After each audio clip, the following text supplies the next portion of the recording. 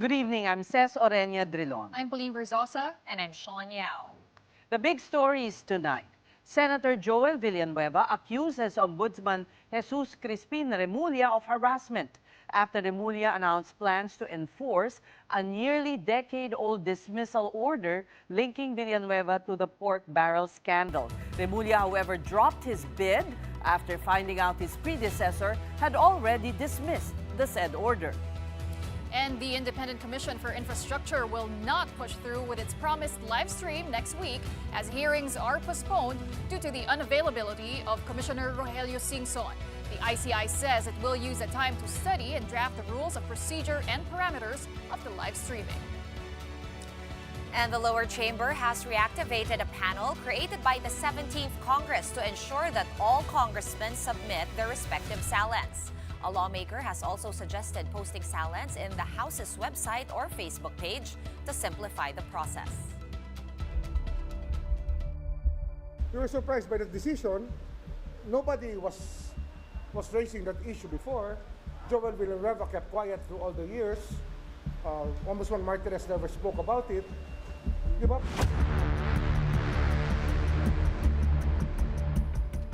Ombudsman Boying Remulla backpedals on his call for the Senate to implement a 2016 order to dismiss Senator Joel Villanueva from service. This was after Remulla himself confirmed that former Ombudsman Samuel Martires had reversed the ruling on Senator Villanueva's case in 2019. Martires' predecessor, Conchita Carpio Morales, ordered in 2016 to dismiss Villanueva from service because of malversation of public funds and falsification of documents with regard to PDAF funds when he was still a congressman. In an interview this morning, Remulla said he intended to ask Senate President Tito Soto to enforce Villanueva's dismissal. But Villanueva immediately released documents saying his case had been dismissed. Remulla, however, lamented how seemingly or rather how Martires had seemingly kept the reversal of the case secret because apparently it was not published. We were surprised by the decision. Lumabas lang siya nung sinabi kong may gagawin ang ombudsman tungkol dyan. Nobody was raising that issue before. Joel Villanueva kept quiet through all the years. Ombudsman Martinez never spoke about it. Meantime, Remulla has this to say about Villanueva's claim that he is being harassed. It's not harassment. It's something that everybody thinks to be still valid. That can turn out to be not valid anymore due to a secret decision. Dapat kasi hindi naman na-publish yan, hindi yan nilabas. Nobody knew about it. Now, all this happened just as the Senate is slated to hear the proposed budget of the Office of the Ombudsman for 2026. Let's discuss this with mobile journalist Merimon Reyes, who reports to us live from the Senate. First, Merimon, can you explain in detail the documents Senator Joel Villanueva released to prove his case that the ombudsman had already dismissed the order. Good evening, ladies. When the media asked Senator Joel Villanueva for a comment on the pending letter to be written by Ombudsman Remulla and supposedly tomorrow to be given personally to Senate President Tito Soto, Senator Joel Villanueva gave the media a copy, or well, copies of certifications or clearances from the Office of the Ombudsman and from the Sandigan Bayan. At dito pinapakita na ito si Senator Joel Villanueva, he does not have any pending administrative nor criminal charges. Though hindi masyadong pinaliwanag ng senador kung kailan at paano ito final, bakit siya humingi agad. And pero ang sinabi niya lang, he anticipated the harassment, also the fake news that may be circulated regarding this matter. And bukod dyan, sinabi rin ng senador na he is also planning to file charges against those who are spreading fake news regarding the issue being tackled today. Ladies. Okay, Marymon, paano raw nasabi ni Senator Joel Villanueva that this is all just harassment? So far, Pauline, walang ibang explanation na binigay si Senator Joel regarding this one. Basta sinabi niya, he anticipated harassment and the fake news. Sabi niya, self-explanatory naman na raw yung mga dokumento which he was pertaining to the clearances from the Sandigan Bayan, from the Office of the Ombudsman. And when us from the media asked him for further comment explaining bakit siya kumuha ng clearance, parang napaaga yata kasi around the first week of September yung clearance in-issue. Wala siyang naging ibang pagpapaliwanag dito. Pero nung lumabas naman na hindi na ipagpapatuloy ni Ombudsman Remulla yung pagsusulat niya sa Senado, to enforce the dismissal order against Senator Villanueva, parang nagpasalamat lang muna siya doon sa, he expressed his thanks dahil doon sa group chat niya with members of the press, finorward namin doon yung advisory. We were asking for his comment, pero nagpasalamat lang siya. So we're looking into it as if it was good news to the senator na hindi matutuloy itong pag-e-enforce ng ombudsman via the Senate ng dismissal order laban kay Senator Joel. Okay, Marymon, ano naman ang sinabi ni Senate President Tito Soto? Because if we look back, nung si Ombudsman Conchita Carpio Morales issued this dismissal against Joel Villanueva, 2016 yon, Soto was the majority leader and he was the one who filed the motion to defy this order. Yes, exactly, Sean. And none of the senators during that time actually did not vote did not vote against that motion of during that time Majority Floor Leader Senator Tito Soto. However, dapat for today, ang sabi ni SP Soto, no comment muna daw siya until the communication from Ombudsman Remulla will be received, which was supposedly expected to happen tomorrow once the Office of the Ombudsman will be tackling with the Senate Finance Committee its proposed 2026 budget. However, ngayon naman na hindi na natuloy itong pagsusulat ni Ombudsman Remulla, sabi pa rin ni SP Soto, no comment pa rin daw siya. Pero we'll be checking in with him tomorrow once na nandito na si Ombudsman Remulla.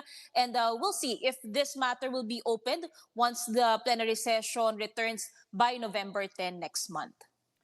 Marymon, anong update sa Senate Blue Ribbon Committee chairmanship?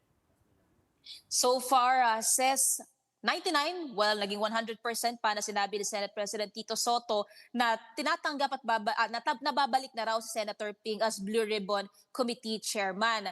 Though ang sinabi rin ni SP Soto dito is yung takot daw na possibly magkaroon ng shake-up sa Senate leadership, na magkaroon ng pagtanggal sa kanya mula sa pagiging SP. Matagal niya na raw naman niyang hinarap na, isinantabi niya na raw yan, and he serves at the pleasure of his fellow senators. So whether major role man daw ang meron siya o magiging regular senator lang siya, he'll continue performing his duties and responsibilities. Yun nga lang, so far, wala pa talagang yung final confirmation from Senator Ping if tunay nga bang babalik siya. Pero ang sabi rin ni SP Soto, nung nag-uusap daw sila ni Senator Ping, na bring up pa rin yung issue na yung topic na baka lang mayroong consequences na mangyari o magkaroon ng impact ito sa current composition ng Senado. Pero yan yung isa sa mga abangan natin kasi ang sabi ni SP, by November 10, pag bumalik na ang plenary sessions dito, mafa-formalize at mafa-finalize na raw kung babalik ka talaga, itong si Senator Ping as Blue Ribbon Committee Chair. Whereas acting chairman na Senator Erwin Tulfo, ang huling nasabi niya, they'll be proceeding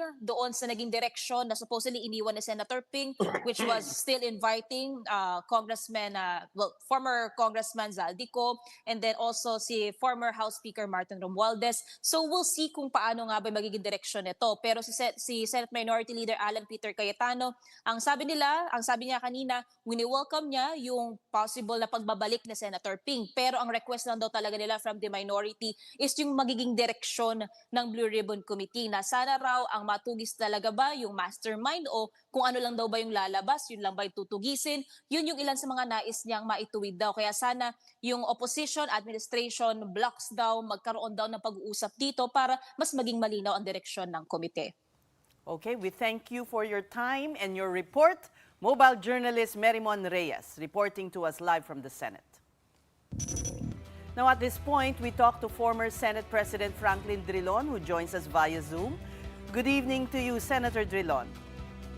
Good evening to all of you, and I'm glad to be here in your program. Okay, I'm an outlaw. Anyway, You must make a full disclosure. Hearing the same surname, you know. Indeed, my husband is a second cousin of Senator Drilon.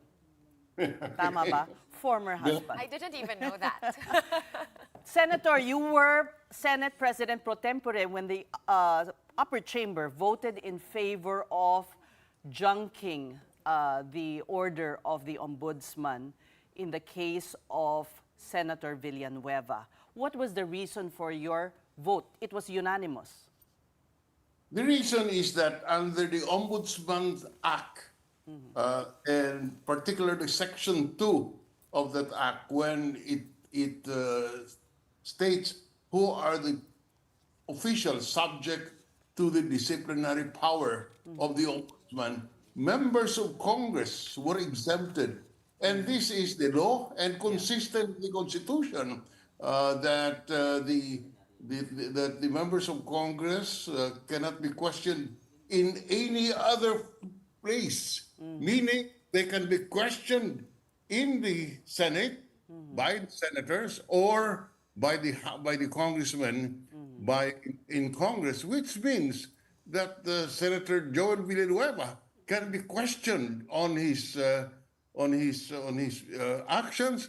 The action of the Senate is being a compliance with what the law stated and our Constitution, that the Ombudsman has no jurisdiction has no jurisdiction over a member of Congress insofar as disciplinary action is concerned, and it is up to the Senate now to act on Villanueva's issue. Yeah.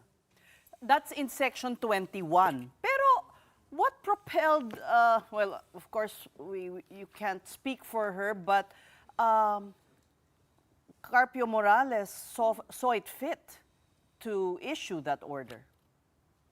Well, I don't think that's the opinion of the Ombudsman, and the Senate at that time maintained its opinion that, yes, the Ombudsman has no jurisdiction as by virtue of the express provision of the law and the Constitution.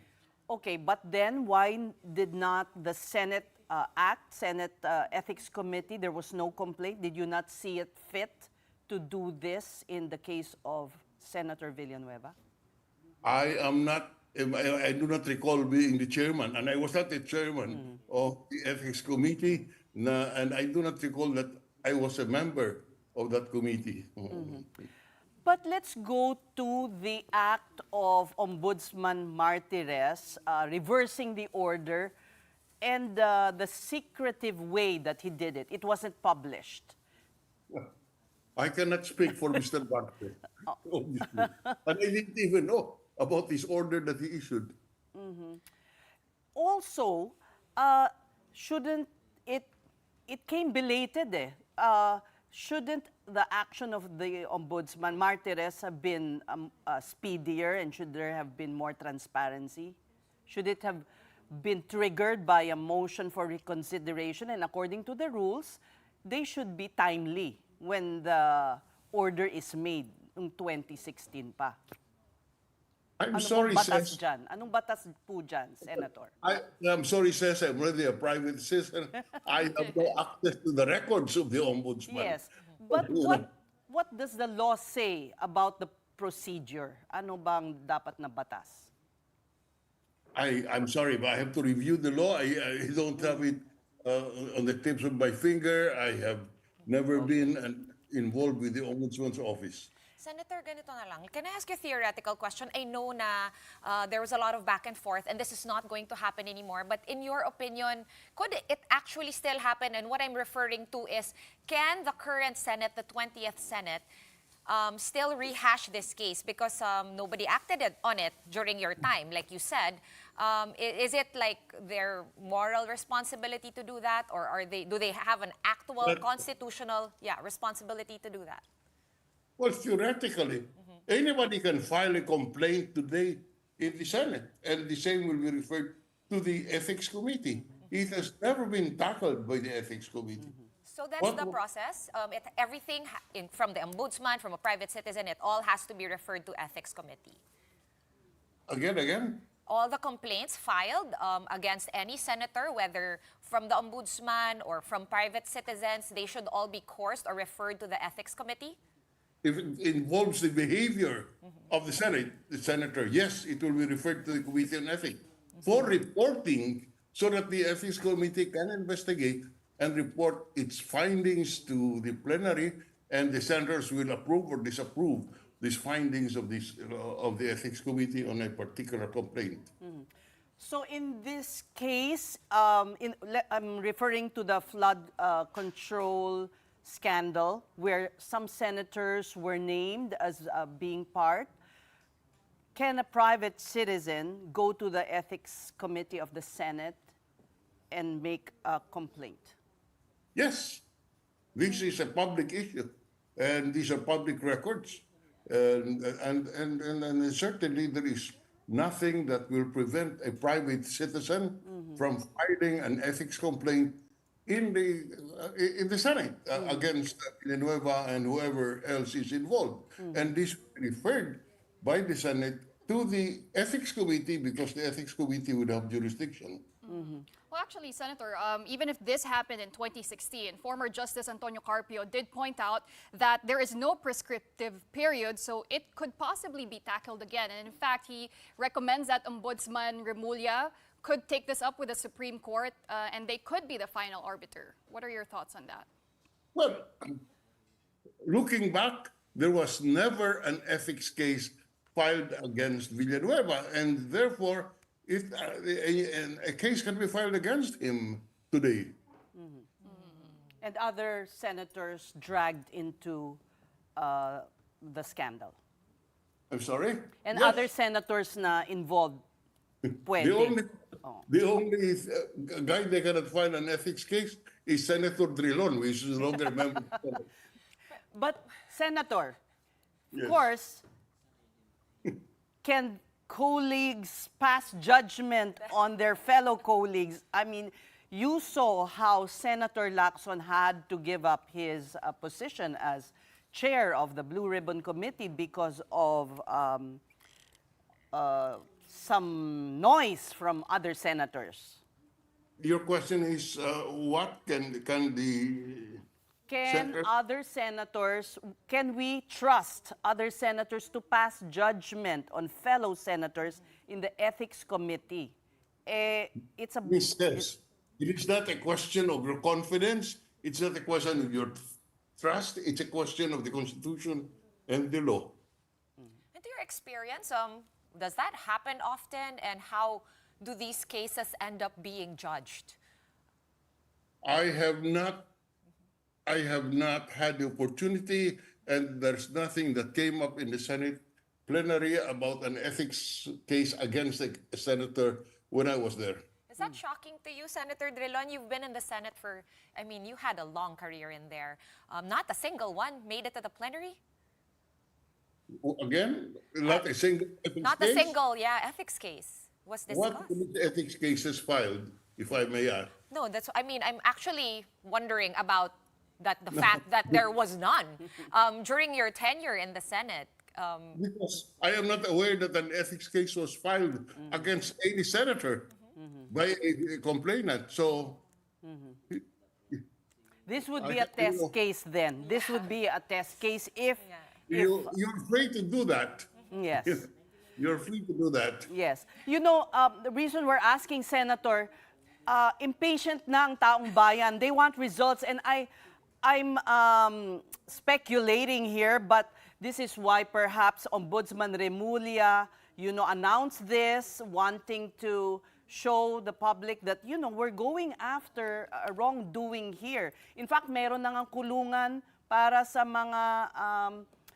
mga flood control accused, pero wala pang kaso. I mean, Alam mo, may sinusunod tayong saligang batas. May sinusunod tayong proseso. At hindi ko sinasabing may kasalanan si Juan or si Pedro, ngunit kung mayroon man pagkukulang, dapat sampahan ng kaso para i-process ang reklamo ng ating mga mamamayan. So what is wrong with us today is that the people are angry because of the impunity that they see. People commit crimes or transgressions and they do not get punished. Yeah. That is why people are angry and impatient. But in the process of being angry and impatient, we should not throw away the institutions that are there to exact accountability. We should strengthen them. I am in favor of giving the ombudsman more budget so that they can hire more lawyers. When I was in the Senate, I added 2 branches to the Sandigan Bayan in order to expedite the trial of these cases. The Supreme Court today should take a more active hand in making sure that our justice system will work so that those who committed wrongs can be punished. We can no longer adopt the attitude that of the Supreme Court that they have passive yes. attitudes. It can no longer be that. And let me tell Sego, the office of the president should take a more active hand in the prosecution. Unfortunately, our executive secretary thinks that he is still in the judiciary. He does not act quickly and decisively because his outlook, I suspect, is that still of a chief justice, and will wait, for the pleadings to be filed, etc., etc. I would strongly suggest to Secretary Bersamin that he should take a more active hand, a more Like how? What? Well, Name what? a single thing he can do right now to speed up the process. Right now, he cannot do anything because there is no complaint filed yet. Okay, but Senator, before the Senate, you did mention that instead of adding more bodies, more layers to the bureaucracy, we should be strengthening the ombudsman, all these bodies that should be adjudicating and serving justice. But right now, what do you see the value of the ICI is? But the value of the ICI is that it can assist the ombudsman in gathering and investigating, in gathering information, investigating. Given the environment that we are in today, the ICI is trusted by the people to gather and investigate so that we can punish those who are guilty. That's what I see to be the role of the ICI today. Okay. Now let me go back, Senator, to your comment about the Supreme Court. What can it do instead of its passive attitude in this national crisis that can somehow, speed up the process or intervene in some manner? You require a thesis. Well, how about forming a special They're not division of the anymore. Sandigan Bayan to handle? Sorry? I've heard Sorry? that before. Yung formation po ng a special division of the Sandigan Bayan to tackle these flood control anomalies. Is that Yes, something? that can be, no, well, immediately, what, for example, they can do is the moment cases are filed in the Sandigan Bayan, the Supreme Court can clear the docket of one of the divisions and just have all the cases filed by the ombudsman in relation to the flood control anomaly in that particular branch, so that it can be expeditiously heard, tried, and decided. Things can be done, or on the longer term, if the case load justifies it, then we create additional Courts. in the Sandigan. And just going back to what happened yesterday over at the Senate, Senator Drilon, you had a really nice rapport or parry with the former Chief Justice Puno about how much teeth the ICI / the Independent Commission, if that is formed, should have. Because he wants it to have prosecutorial powers, and you disagreed because we already have institutions for that. Tell us more about why it should remain just a fact-finding body. Under our Constitution, the Ombudsman is supposed to conduct investigation. That is why you have a fact-finding division in the Ombudsman, and file cases in the Sandigan Bayan were warranted. This is our Constitution. Now, you cannot go against this. You cannot pass a law which will change this. That's why I was suggesting that we should strengthen the Ombudsman. If we do not like that system, let's change our Constitution. That's all I'm saying. But in the meantime that we have this setup, we have to follow it, because precisely that's our problem in our setup. If we don't like it, we don't follow it. So that's why it has resulted in a culture of impunity, and this massive corruption that we see is because we are not consistent with our obedience to the law, to the legal processes, and therefore we get into a mess that we are in today. Following your thinking about, the necessity to increase the budget of our institutions pertaining to the delivery of justice, bukas, itatakal ng Senate ang budget ng Ombudsman. Pwede pa bang dagdagan yon bukod sa nakalagay na sa NEP? Kasi baka naman ituring na insertion. Precisely, you're bringing that up. It is a valid function of the members of Congress to amend the General Appropriations Bill. And here is one classic example. If the Senate decides that we should increase the budget of the Ombudsman as it should increase, is that an insertion? The answer is yes. Is that valid? The answer is yes. Okay. So, Let's term it amendment. I'm sorry? Let's term it as an amendment and not insertion. It's amendment or insertion, the same. The same ba? Okay, Senator Drilon. Whether it is Ses Orenya or Ses Orenya Drilon, it's the same. Senator, I'd like to ask you how it was, what a tough balancing act it was to be Senate President. Because now it is said, it is the belief that if Senator Lacson returns to the Blue Ribbon Committee, Tito Soto is in danger of losing the Senate presidency. Well, when Ping resigned, I said it was a king's gambit, an effort that he sacrificed himself to save the king. So that... Yeah. Pero now, paano yan? So, I do not know what is the latest. I just read and hear from coffee shop talk and from the media that that Ping is going to return. So if he does, I'm sure that backroom and concession discussions were done, and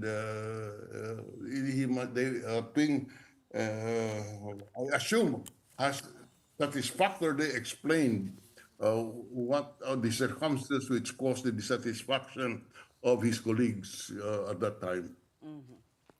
Senator, when the Blue Ribbon Committee resumes its hearings on the flood control anomalies, what do you want to see happen? Are there still any missing links to this widespread systematic crime involved in this scandal for you? I would like to see the Blue Ribbon being able to assist in the investigation of this anomaly, that so that it can be expeditiously prosecuted before the Ombudsman and the Sandigan Bayan. And I would like to see from the Blue Ribbon what kind of policies they can promulgate through amendments to the Sandigan Bayan law, so that the cases can be expedited in terms of investigation and trial. All right, with that, former Senate President Franklin Drilon, we thank you so much for your insights into the law. All right, now from the Senate, let's head on to the lower chamber. House Speaker Boji D has released his salin, exposing not only millions of assets, but also 16 relatives in public office. The Ilocano lawmaker has also regenerated the chamber's Sal and Review panel to ensure that all of his colleagues' wealth are open to the public. News 5's congressional reporter Marian Enriquez reports.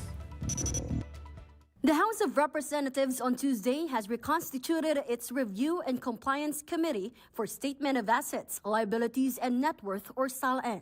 This was the panel created by the 17th Congress to ensure that all congressmen submit their respective SALNs.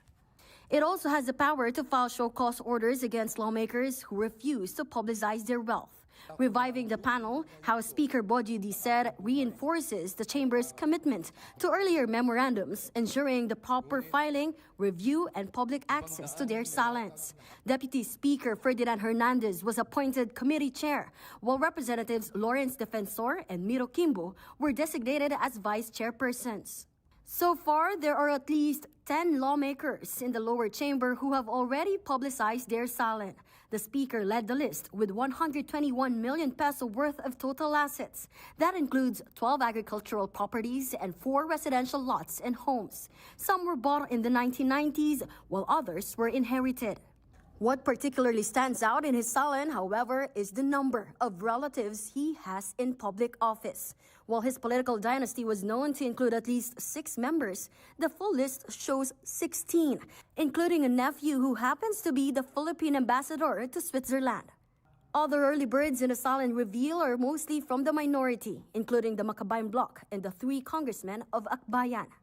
Kamanggagawa Party List Representative Eli San Fernando encouraged his colleagues to also publicize their SALNs. For him, every Filipino has the right to know how elected officials got their wealth, as every centavo of their salary comes from the hard work of every citizen. His suggestion, post the SALNs in the House's website or Facebook page instead of the usual complex process. Hayaan natin na usisain yung buhay natin ng mga tao. When we entered public service, nag-decide din tayo na yung private life natin ay sinasakripisyo na natin at ibinubukas natin yung buhay natin sa mapang-usisang mata ng mga tao. Gawin natin kahiyahiya yung korupsyon. Gawin natin kahiyahiya yung extravagant and lavish lifestyle. Kung tingin naman natin walang dapat ikaya, edi public natin. For News 5, I'm Marian Enriquez. We are One News. We're just going to take a quick break, but coming up, a town in Bulacan submit to the Independent Commission on Infrastructure evidence of ghost projects in their area. The cost, roughly 700 million pesos. We have more details on that when we return. Keep it here on One News.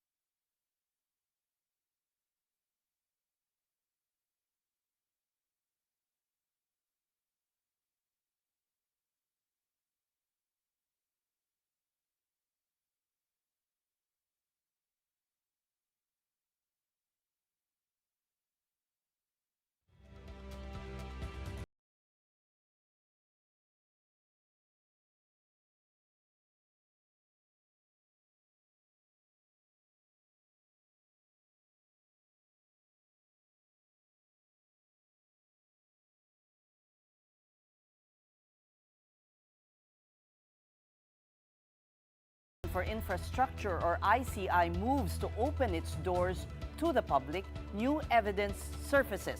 This time from a town in Bulacan, reporting ghost projects worth roughly 700 million pesos. Mobile journalist Ales de los Santos has the report. The Independent Commission for Infrastructure is promising more transparency, saying it plans to open its hearings to the public so Filipinos can see where the investigation on questionable government projects is headed. But that move will take a little more time. No hearings are scheduled next week as one of its members, former DPWH Secretary Babe Singson, will be unavailable. The fact-finding body is also ironing out the rules for the live streaming, from which platform will host it, to whether previous hearings can be released, and other key details is still under review. We hear the clamor of the Filipino people for more transparency, and we are pushing to live stream the hearings as soon as possible. However, before we do so, the ICI would need to study and draft the rules of procedure and parameters to allow for live streaming, taking into consideration sensitive information and the constitutional rights of invited resource persons. Meanwhile, the ICI clarified the statement made by its chairman, former Supreme Court Justice Andres Reyes Jr., during a Senate hearing, referring to an alleged 1% kickback tied to the burned-down DPWH facility in Quezon City. This was based on the report submitted to us by Bryce Hernandez. It is of note that this information is only alleged. This matter will still need to be verified by the Commission. Also before the Commission today, a representative from the local government of Bulacan presented evidence on alleged ghost and substandard projects in their town. Attorney Izay Nunag, secretary to the Municipal Council of Paumbong, personally turned over records detailing 11 flood control projects worth around 700 million pesos. She said the projects were among those flagged on the Sumbong sa Pangulo website. According to the council's findings, some of these projects were marked as completed even though they were either substandard or entirely non-existent. Nunag also said that the supposed projects had no coordination with the local government unit, a claim supported by reports from the barangays where the projects were supposedly built. Wala po talagang project or flood control project na nandun po. Yes, hindi ko magamit yung term. Nasa 700 million po. May mga barangay reports pong attached. Base po doon ay wala pong coordination. Nunag has refused to name the contractors allegedly linked to the questionable projects, but noted that their findings were also supported by the on-site inspections and reports from the local government. The municipality of Paumbong falls under the jurisdiction of the DPWH Bulacan 1st District Engineering Office, where dismissed District Engineer Henry Alcantara and Assistant District Engineer Bryce Hernandez were allegedly involved in anomalous infrastructure deals. They sought the ICI's help to determine the real status of the projects and to finally address their town's long-standing flooding problems. Kapatid Arles de los Santos, we are One News. Now, DPWH Secretary Vince Dizon has clarified that no computer explosion caused the fire that gutted a DPWH building in Quezon City. Initial findings from the Bureau of Fire Protection point to a short circuit in the ceiling of the third floor of the Bureau of Research and Standards building. In a press briefing, Secretary Dizon confirmed that the blaze affected the said building and not the nearby Region 4B office, as earlier reported by Assistant Secretary Melody Villar. Villar has since apologized, noting the Region 4B building remains safe. The DPWH chief also stressed that the fire-hit building does not implement projects and none of the documents lost were related to ongoing flood control investigations. He said the information has been relayed to the Independent Commission on Infrastructure and backup digital copies of some manuals and reports are reportedly still available. Ongoing tong investigation namin sa BRS. Pero as of today, wala tayong nakikitang critical na dokumento dito, no, na which may be critical in the ongoing investigation. Meanwhile, National Bureau of Investigation personnel have entered the fire-hit DPWH office to determine whether the blaze was accidental or a possible case of arson, following orders from the Office of the Ombudsman. The NBI has yet to release updates on its investigation. Meantime, Dizon has requested thorough background checks on DPWH appointees to ensure transparency and integrity among new officials. The vetting will cover 14 DPWH executives from undersecretaries to assistant secretaries in collaboration with both the NBI and private sector partners. We'll be pausing for another quick breather, but when we return, Trump's sanctions, government shutdown, and immigration protests shake U.S. citizens week by week lately. How are Americans responding to political fiasco over there? We have Phil-Am lawmaker from Arizona, Jonel Cavero, live. Keep it here on One News.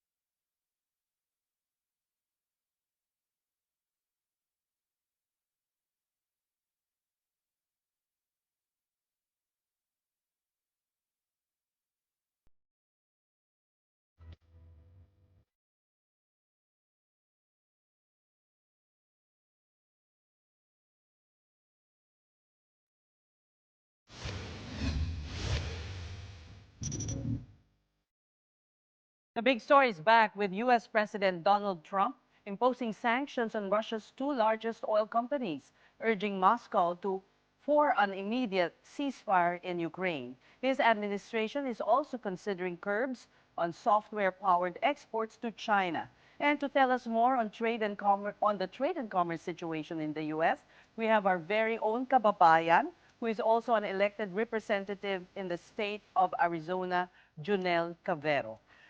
She is one of the Arizona legislators currently visiting here in the Philippines. Welcome to the big story, Jonel. May I call you Jonel? Yes, thank you so much. Thank you for having me today. How long since you visited the Philippines last? Well, I haven't been to Manila in 24 years, so it was very nice to return.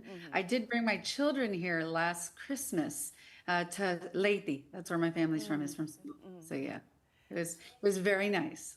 So before we ask you about the U.S., what did you think of the Philippines and where do you see opportunities in terms of, trade and investments? Oh, there's tremendous opportunity. We've over the last 4 days learned of all growth and an investment that the country has invested in. More importantly, into the education and into their free trade zones and the growth. More importantly, into transportation. There's great opportunity, and that's why we're here. And well, Arizona is known for a haven for retirees. And a lot of Filipino health workers live there and cater to this growing community. Do you see an opportunity here in that regard? Yeah, so Arizona is, as you said, the population is over 55, majority. A lot of our new, I guess you could say, those who are in the Philippine workforce are in healthcare. And so many go and invest in creating senior facility homes or support senior care. And so there's a tremendous growth of business owners in Arizona who support the healthcare system. And with the growth here in the Philippines, both in the investment into the healthcare programs and the workforce, I wouldn't be surprised to see a better partnership and growth in Arizona. Now let's turn to the situation in the U.S. It's become very difficult for immigrants and especially, Asians, us Asians. How would you assess the situation? It's a challenging time with this administration, and both as being an Asian American and a person of color, trying to deal with the current climates and challenges that face us. But, there are ways to proactively try to manage what we can control, which in Arizona, we've proactively created the International Trade Committee, which has come here to build both relationships, both not just economic, cultural, but also appease those who reside in Arizona and ensure them about practices that we can better work together and address some of these challenges. So initiatives by the state and not so much relying on the federal government. Absolutely.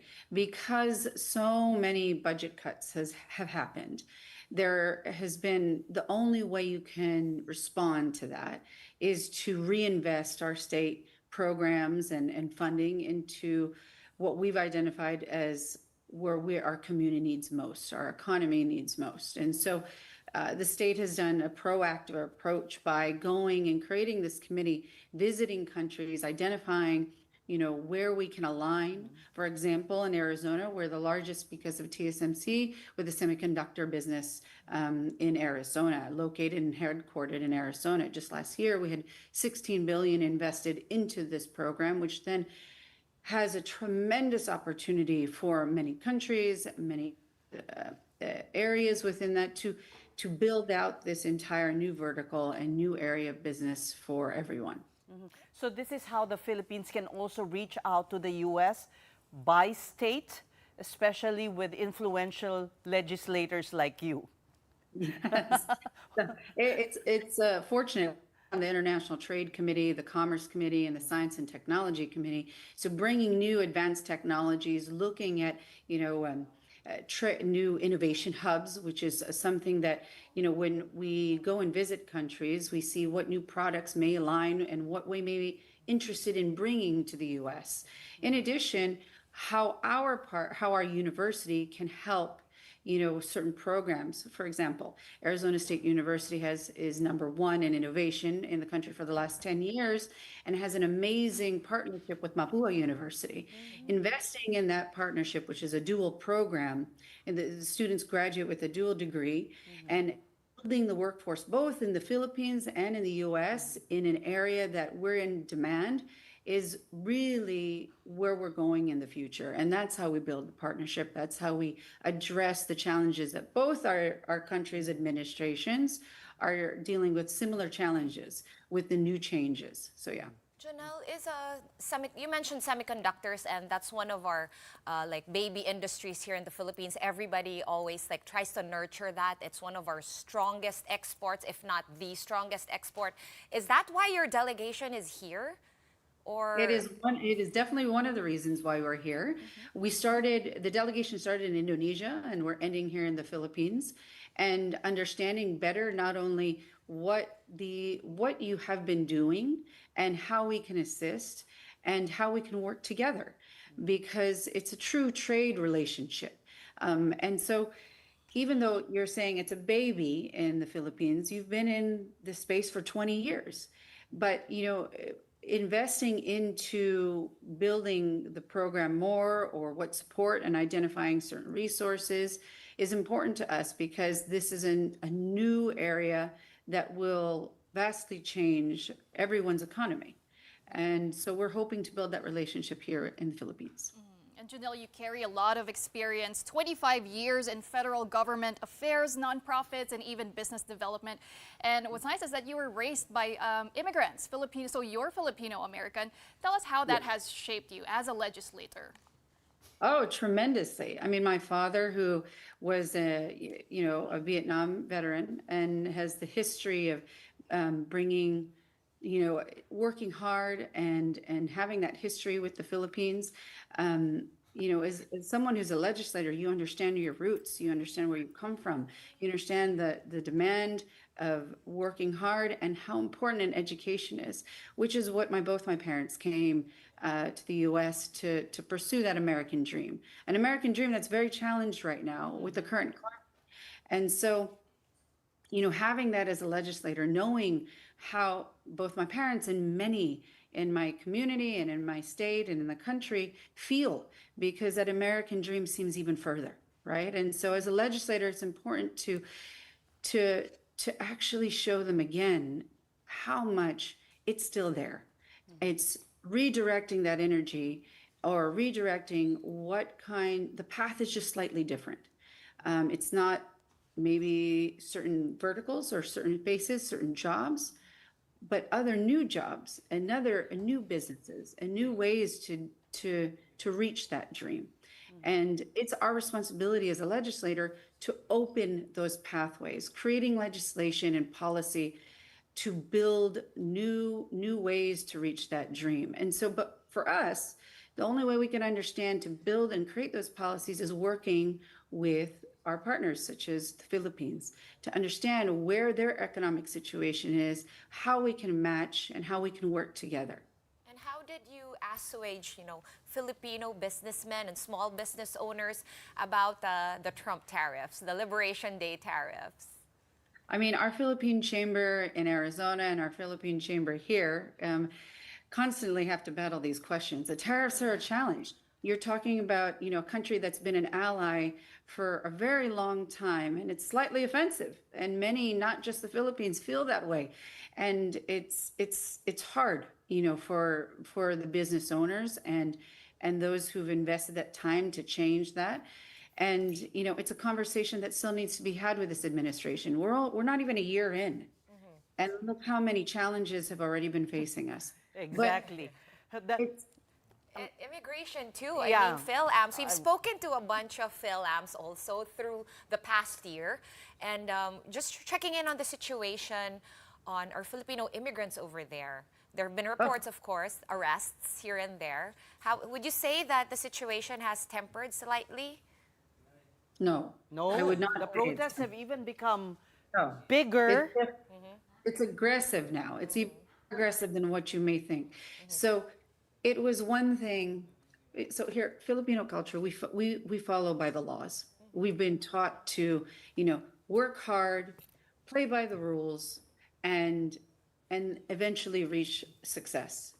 But what if those rules no longer apply? And so if you're a Philippine American citizen, or you have a visa and you're going to the courthouse to renew your visa in the proper amount of time, but then you're greeted by ICE, who doesn't give you a chance, and then you're getting detained and moved to and by your family on site, even though you did everything possible. That is what is happening locally in every major city. And just last week in New York, the other day in New York City, they had went straight into Chinatown, into areas that are high pockets of Asian American immigrants, and knowing that even if you're a citizen, they will unlawfully challenge you and say, no, you're being arrested. And by culture, we listen. We don't fight. We just, we listen to the authority. But in truth, that authority is riding a really fine line because they're actually violating all of our human rights in the U.S. So what's the alternative? The alternative to as a citizen or as an alternative to dealing with immigration? Dealing with this attitude of law enforcers. I mean, the community comes together now. We've come in Arizona, unlike the rest of the country, we dealt with this exact same situation with SB 1070, where they identify those who, based on racial, description, that they would be arrested and also detained. And so we have our other states how to best address it, which is creating, hotlines and information systems and best practices, how to be proactive and avoid certain situations, how the community can support those who have separated families, how to deal with, supporting them financially, because that's the biggest hit. If you're not employed or whoever's your breadwinner is gone, the family is challenged tremendously. And it's heartbreaking watching that. And as a legislator, you can only do so much. You bring as much attention to the issue, but together with the community, the church, and organizations, we've created infrastructures that quietly coordinate and help these families. quietly in the sense that, we don't want to address and bring big light to how we operate over the next 3.5 years. So. We thank you for your time. This has made the community, I suppose, stronger. Thank you so much for making time for us. Here in the big story, that was Junelle Cavero, State Representative of Arizona, USA. Right before we say goodbye on this Thursday night, here is our big picture for tonight. Have you guys ever wondered what Paw Patrol would look like in real life? Well, the government of Quezon Town in Bukidnon has recognized 3 search and rescue dogs. We have Venom, Paul, and Bella. And that is for their assistance in the search and retrieval operations following a landslide there on October 18. The highly trained canines were instrumental in the successful retrieval of the senior citizen couple killed by this landslide. And that's after 5 days of a struggled search against unstable terrain, thick mud, and unpredictable weather. Rescuers said the dogs' precision and skills became the key turning point in the mission. Thank you for your service, Venom, Paul, and Bella. Oh, I hope they were rewarded after a long day, right? What do you think is a perfect dog reward? Steak or like, what do you think? What do you reward your dogs with? Treats. Treats. They like liver. They like liver so much. Really? Yeah. My dogs are Chicken. great. Yeah. And Chicken, lots of cuddles. chickens. They should be Love, cuddled. lots of Yeah. petting. Lots of fun. Okay, Yeah. I'm sure they're getting that now from all the citizens in Quezon Town in Bukidnon. Okay, and on that note, that's it for the big story tonight. Thank you so much for watching. We're back here tomorrow at 7:30 p.m. We'll be seeing you then. Kapatid, we are one news, all sides, all the time. Have a good night. Well, coming up next is half an hour of pure sports action. We have play-by-play with Andre Felix and Bea Escudero. Guys, what do you have for everyone? Well, before we answer that question, Sean, I just want to say, Booker's favorite is actually Paw Patrol. Kasi cartoons, yung backpack niya. His backpack is Paw Patrol. He has a backpack with his name on it. Like Pag a little nakikita- baby. On his stroller. Talaga? Yan ang treat. Magandang treat yun. Hindi yung tree. Ano lang yung palamuti? It's his accessory. He's a Napo doggo. I They're loved by everyone here in the office. I don't know if those dogs would appreciate a backpack. Actually. Oo nga, pero I we agree do. with you. Liver, It's for the owners. liver favorite yan. Exactly. Favorite talaga, liver. Oh, no fail yan. Basta liver. I think any dog would love Yeah, liver. liver and chicken as well. But thank you, great show. And lalo na Kaya pag wala ka bang dog?